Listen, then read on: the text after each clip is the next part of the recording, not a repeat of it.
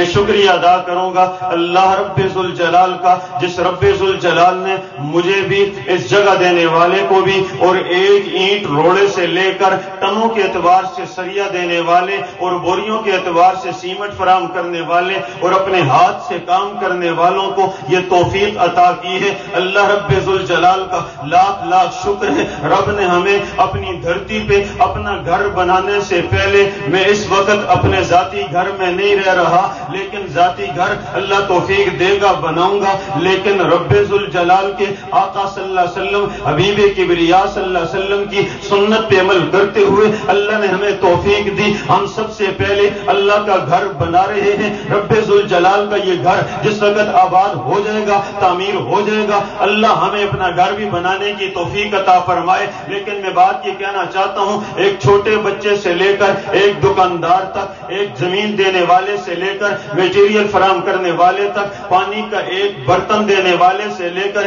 بجلی کی تار دینے والے تک، میں سب کا شکر گزار ہوں۔ ہم یہاں پر بے آسرا تھے، ہم یہاں پر بے سر و سامان تھے، ہمارے پاس بیٹھنے کے لیے جگہ نہیں تھی، ہمارے پاس کھڑے ہونے کے لیے کوئی جگہ نہیں تھی، لیکن ان دکانداروں نے، ان اہلیان محلہ نے اپنے بچوں کو، اپنے جوانوں کو، اپنے بوڑھوں کو وقف کیا۔ میں ان سب کا شکریہ ادا کرتا ہوں، اللہ کے حضور دعا کرتا ہوں، اللہ یہ جتنے حضرات یہاں تشریف لائے ہیں، تیرے حبیب صلی اللہ علیہ وسلم کا فرمان ہے، جو مسجد کی تعمیر کرتا ہے اللہ اس کے لیے جنت کا محل بناتا ہے۔ اللہ ہم اس کے مستحق اگرچہ نہیں ہیں، لیکن تجھ سے دعا کرتے ہیں یا اللہ، آج تک جس نے جتنا تعاون کیا ہمیں دیکھ کر خوش ہو گیا اور اس نے دعا کر دی، اللہ اس کے لیے جنت کے محلات کو تعمیر فرما دے۔ دوسرا بات میں عرض یہ کرتا ہوں، یہ مسجد ہے، اس مسجد میں سپرویژن جس کی بھی ہو، کمیٹی جو بھی ہو، انتظام کرنے والا جو بھی ہو، میں ببانگے دہل یہ بات کہتا ہوں کہ یہ مسجد ہم نے بنائی ہے،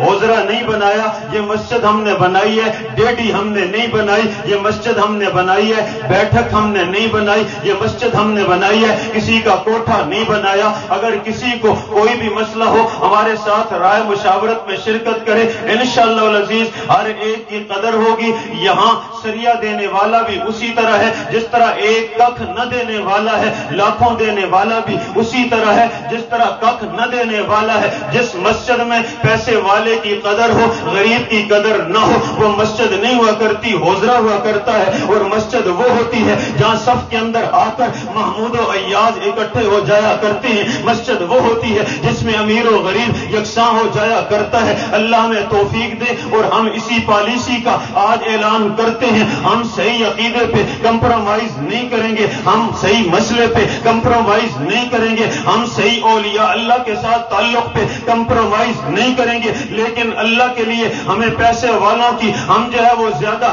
چاپلوسی نہیں کریں گے، ہم غریب کو ترجیح زیادہ دیں گے، امیر کو ترجیح کم دیں گے۔ اس لیے رب ذوالجلال کے ساتھ قریبی تعلق غریب کا ہوتا ہے، اور غریب کو دھتکارنے سے رب ذوالجلال ناراض ہو جاتا ہے۔ یہاں آنے والا سارے ہمارے لیے یکساں ہوں گے، اللہ ہمیں اس کی توفیق عطا فرما دے۔ میں دعوت خطاب دینے لگا ہوں، پیر طریقت، رہبر شریعت، جانشین امام الزاہدین، ہم سب کے دلوں کی دھڑکن، اور اس وقت بے شمار مساجد کی سرپرستی کرنے والے، بے شمار مدارس کی آبادی کا ذریعہ بننے والے، خانقاہوں کے سرخیل، مساجد کے خادم، مدارس کے سرپرست تشریف لاتے ہیں۔ پیر طریقت، رہبر شریعت جناب حضرت مولانا قاضی محمد ارشد الحسینی صاحب۔